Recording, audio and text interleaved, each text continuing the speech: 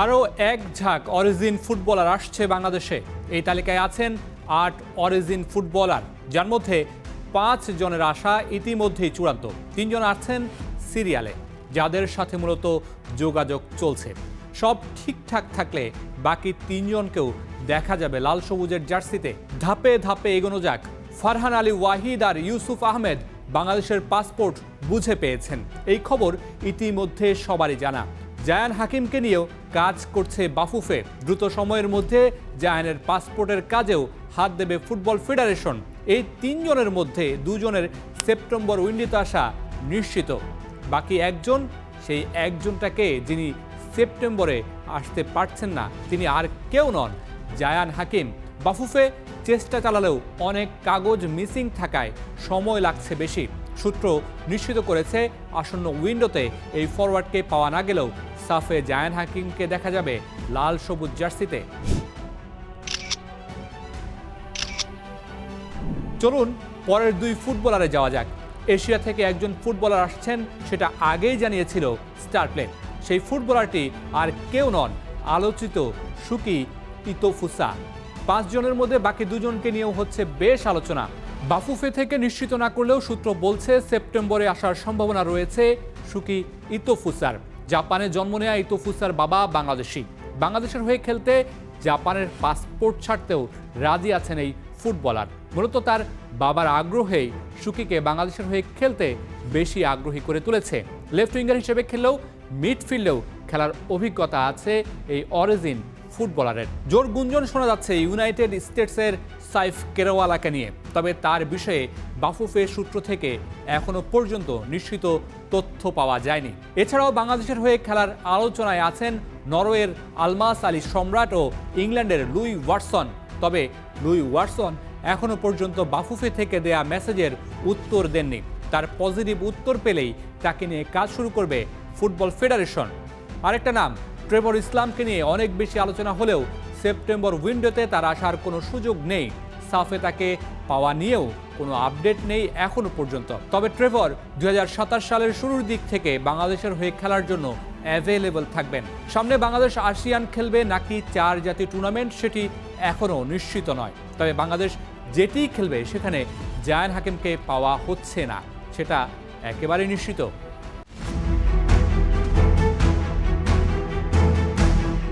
D বক্সে আনিসুর রহমান জিকোর পা থেকে তপু বর্মনের কাছে পাস, সেখান থেকে ডিফেন্সিভ মিডে হামজা চৌধুরী, 2 পায়ে গিয়ে মাঝ মাঠে সমিত সোম, সেখান থেকে অ্যাটাকিং মিডে জামাল ভুঁইয়া, পজিশন দেখে নিয়ে লেফট উইংয়ে ফারহান আলী ওয়াহিদের পায়ে বল, সেখান থেকে ডিফেন্স চেরা পাসে প্রতিপক্ষের ডি বক্সে জায়ান হাকিমের পায়ে বল, ঠান্ডা মাথায় গোলরক্ষককে ফাঁকে দিয়ে জালে বল।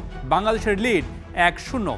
এরকম একটা ড্রিম গোল আপনি কল্পনা করতেই পারেন। সেটির জন্য আপনার একটা ড্রিম টিমও প্রয়োজন। চলুন সেই ড্রিম টিমটা বানানো যাক। ডিফেন্সে অভিজ্ঞ তারিক কাজী, শারীরিক সক্ষমতা, গতি এবং রক্ষণ সামলানোর পাশাপাশি আক্রমণে ওঠার সক্ষমতাও আছে তার। সেন্টার ব্যাকে তপু বর্মনের সাথে শাকিল আহাদ তপু, আর বাম প্রান্তে অরিজিন ফুটবলার জায়ান আহমেদ। যুক্তরাষ্ট্রে বেড়ে ওঠা এই ফুটবলার ইতিমধ্যেই বাংলাদেশের সিনিয়র দলে খেলেছেন। ফলে জায়ান এখন আর শুধু সম্ভাবনা নন, বাংলাদেশের ভবিষ্যৎ রক্ষণ ভাগের গুরুত্বপূর্ণ সম্পদ। শুধু তাই নয়, ওভারল্যাপ করে উপরে ওঠার যোগ্যতাও আছে তার। মাঝ মাঠ হতে পারে ড্রিম টিমের সবচেয়ে বড় শক্তির জায়গা। ডিফেন্সিভ মিডফিল্ডে থাকবেন হামজা চৌধুরী, প্রেসিং, ট্যাকল, বল পুনরুদ্ধার এবং প্রতিপক্ষের আক্রমণ ভেঙে দেওয়ার দায়িত্ব থাকবে তার উপর। আর তার সাথে জুটি বেঁধে মাঝ মাঠে দখল রাখবেন জামাল ভুঁইয়া ও সমিত সোম। জামালের অভিজ্ঞতা, নেতৃত্ব এবং বল বিতরণের ক্ষমতা, সেই সাথে সমিতের কানাডার অভিজ্ঞতা মাঝ মাঠকে করবে আরও শক্তিশালী। ড্রিম টিমে আক্রমণ ভাগ নিয়ে স্বপ্ন দেখার শুরু। বাংলাদেশ দলের সবচেয়ে বড় দুর্বলতার জায়গা আক্রমণ ভাগ, তবে ভবিষ্যতে এটিই হতে পারে সবচেয়ে শক্তির জায়গা। ফারহান আলী ওয়াহিদ ফুলহ্যামের একাডেমি হয়ে মূল দলের প্রাক বাছাইয়েও খেলেছেন। বর্তমানে বোরহামউডের হয়ে শুরুর একাদশের সুযোগ পেয়ে গোল করেছেন, করিয়েছেন, সাথে দুর্দান্ত ড্রিবলিংয়ে মন জয় করেছেন। সেন্টার ফরওয়ার্ডে জায়ান হাকিম। ইংল্যান্ডে বেড়ে ওঠা এই স্ট্রাইকার নটিংহ্যাম ফরেস্ট ও ম্যানসফিল্ড টাউনে যুব কাঠামোয় খেলেছেন। প্রায় 6 ফুট 1 ইঞ্চি উচ্চতার জায়ান শারীরিকভাবে শক্তিশালী এবং বক্সের ভেতরে কার্যকর একজন ফরওয়ার্ড। আর রাইট উইংয়ে রাকিব হোসেনের গতি আর ক্রস বাংলাদেশের আক্রমণ ভাগের ধার আরও বাড়াবে। সেরা একাদশ তো পাওয়া গেল, কিন্তু সাইড বেঞ্চের কি অবস্থা? শক্তিশালী দলের জন্য শক্তিশালী সাইড বেঞ্চ খুবই গুরুত্বপূর্ণ।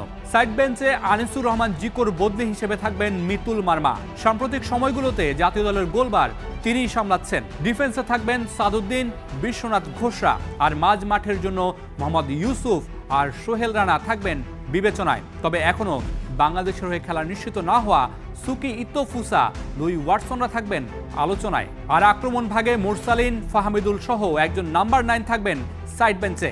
এই ড্রিম টিম আর সাইড বেঞ্চে জাতীয় দলে খেলা ফুটবলার এবং জাতীয় দলের জন্য নিশ্চিত হওয়া অরিজিনদের নিয়ে করা। নতুন অরিজিন ফুটবলার আসলে পরিবর্তন হবে একাদশ আর সাইড বেঞ্চ। বাংলাদেশ জাতীয় দলের জন্য আশা দেখাচ্ছেন যুব দলের ফুটবলাররাও। সেখানে বড় নাম অনূর্ধ্ব 20 দলের Adam Abbas, Zidan Yusuf, Ronan, Declan সহ বেশ কিছু উদীয়মান ফুটবলার। আসিয়ান কাপ নাকি ঘরের মাঠে চার জাতীয় ফুটবল, সেটি এখনও নিশ্চিত নয়। তবে ঘরের মাঠে সাফ বাংলাদেশের ফুটবলের জন্য হবে নতুন দিগন্ত। সেই দিগন্তের জন্য ড্রিম টিম চিন্তা করাই যায়। আপনিও জানাতে পারেন আপনার পছন্দের দল, যেটি হয়ে উঠবে বাংলাদেশের দল।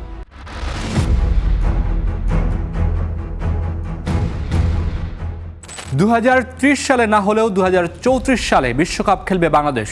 লাল সবুজের সামনে সেই রোড ম্যাপ তৈরিই আছে। বাংলাদেশকে শুধু ফলো করতে হবে। বাংলাদেশের জন্য বড় অনুপ্রেরণা হতে পারে কাবো ভার্দে। বাংলাদেশ ফুটবল দলের বর্তমান র্যাঙ্কিং 181। যে কাবো ভার্দেকে অনুসরণের কথা বলছি, 2000 সালে তাদের র্যাঙ্কিং ছিল 182। সেখান থেকে কাবো ভার্দের বিশ্বকাপে জায়গা করে নিতে লেগেছে 26 বছর। তাহলে কি বাংলাদেশেরও এতটা সময় লাগবে? একদমই না, কারণ বাংলাদেশের সামনে পথ তৈরি করাই আছে।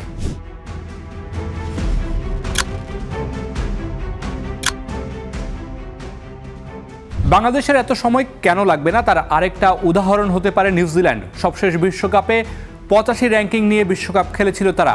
তার থেকেও কম র্যাঙ্কিং নিয়ে এই মঞ্চে খেলার ইতিহাস আছে। উত্তর কোরিয়া 105 র্যাঙ্কিংয়ের দল হয়েও বিশ্বকাপে জায়গা করে নিয়েছিল 2010 সালে। এবার আসা যাক 8 বছরে কিভাবে বাংলাদেশ বিশ্বকাপের মঞ্চে জায়গা করে নেবে। দুটি পথ বাংলাদেশকে বেছে নিতে হবে, যার একটি বাংলাদেশ ইতিমধ্যে বেছে নিয়েছে। কাবো ভার্দে 26 বছর নয়, বরং মাত্র 10 বছরের পরিকল্পনায় বিশ্বকাপে জায়গা করে নেয়।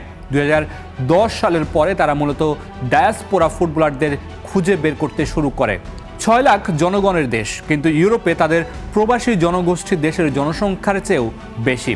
পর্তুগাল, ফ্রান্স, নেদারল্যান্ডস, বেলজিয়াম ও আয়ারল্যান্ডে জন্ম নেওয়া কাবো ভার্দীয় বংশোদ্ভূত ফুটবলারদের জাতীয় দলে ভেড়ায়। অনেকেই ইউরোপের একাডেমিতে বেড়ে ওঠায় তারা আন্তর্জাতিক মানের প্রশিক্ষণ পেয়েছিলেন। 2013 সালের পর থেকে কাবো ভার্দের ফুটবলে আসে টার্নিং পয়েন্ট। আফকন কাপে নিজেদের শক্তিমত্তার জানান দিয়ে আসা শুরু করে তাদের ফুটবলের সোনালী অধ্যায়। বাংলাদেশ ইতিমধ্যেই এই পথে হাঁটছে।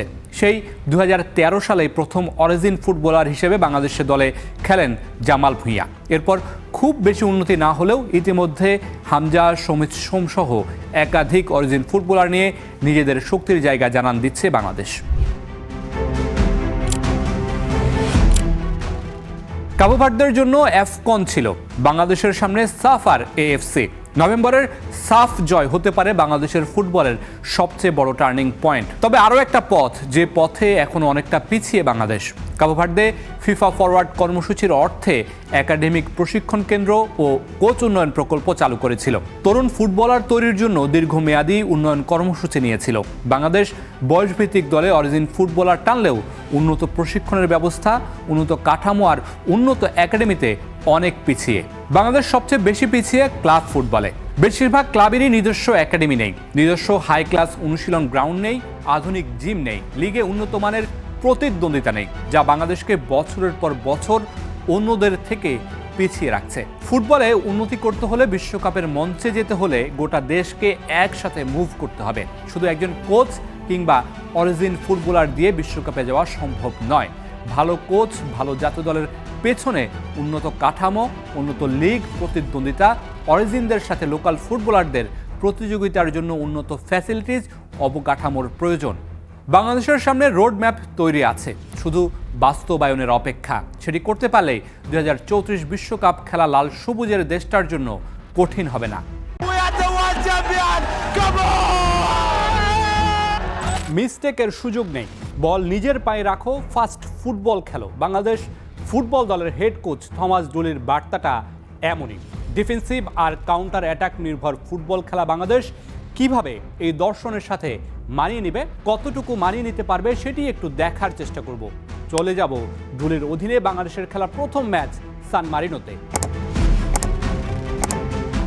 ম্যাচের প্রথম মিনিটেই আগ্রাসী ফুটবলের আভাস দিয়েছিল বাংলাদেশ। কোচের বার্তাটা তেমনই ছিল এবং যখনই বল লাল সবুজের পায়ে গেছে তখনই ব্যাক পাস না করে আক্রমণে ওঠার চেষ্টা করেছে জামালরা। এই পজিটিভ অ্যাপ্রোচটাই বদলে দিতে পারে বাংলাদেশের ফুটবলকে। এই ছবিটা দেখুন, ম্যাচের তখন সবে মাত্র 10 মিনিট। প্রতিপক্ষের অর্ধে বাংলাদেশের 7 ফুটবলার। হাভিয়ার কাবরেরার অধীনে অন্তত এতটা উপরে উঠে খেলতে দেখা যায়নি বাংলাদেশকে। পরের ছবিটা দেখুন, এক পাশ কেন্দ্রিক ফুটবল নয়, মাঝ মাঠ দখলে রেখে খেলার চেষ্টা করছে বাংলাদেশ। নিজেদের পায়ে যখন বল তখনই অনেকটা উপরে উঠে আসছে ডিফেন্স লাইন। মাঝ মাঠের সাথে দূরত্ব কমানো আর নিজেদের মধ্যে বল আদান প্রদানে যেটি সবচেয়ে বেশি কার্যকর। পরের ছবিটাতে প্রতিপক্ষের ডিবক্স ঘিরে বাংলাদেশের 7 ফুটবলার। ডিবক্সের মধ্যে 3 জন ফুটবলার। একটা সময় ছিল উইং থেকে ক্রস আসতো বা বক্সে দেওয়ার জন্য ফুটবলার খোঁজা হতো, কিন্তু ডি বক্সের মধ্যে সাপোর্ট খুঁজে পাওয়া যেত না।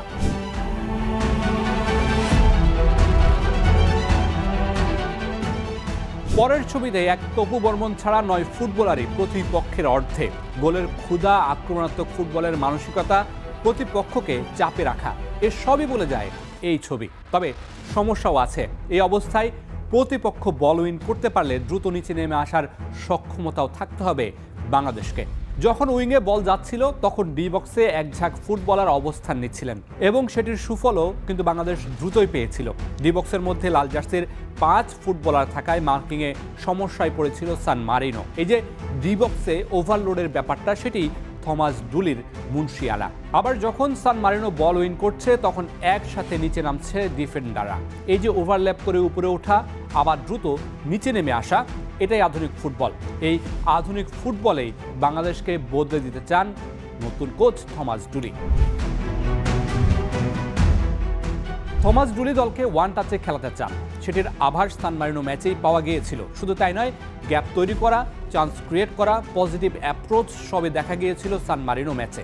একজন ভালো কোচ যে গোটা দেশের ফুটবলের চিত্র বদলে দিতে পারেন সেটার উদাহরণ আছে ভুরি ভুরি। তবে বাংলাদেশের প্রেক্ষাপটে থমাস ডুলি বদলে দিতে পারেন জাতীয় দলকে।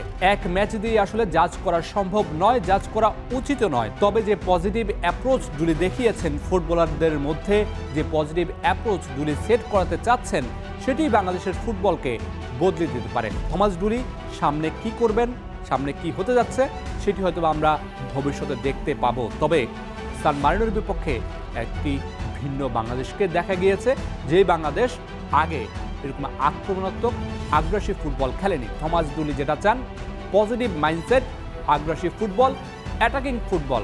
নিজের পায়ে বল রাখো, স্পেনের মতো 1-to-1 টাচে ফুটবল খেলো, ফ্রান্সের মতো গতিবিন্যাস করো এবং আর্জেন্টিনার মতো কামব্যাকের মানসিকতা রাখো। Mamunur Rashid, star play.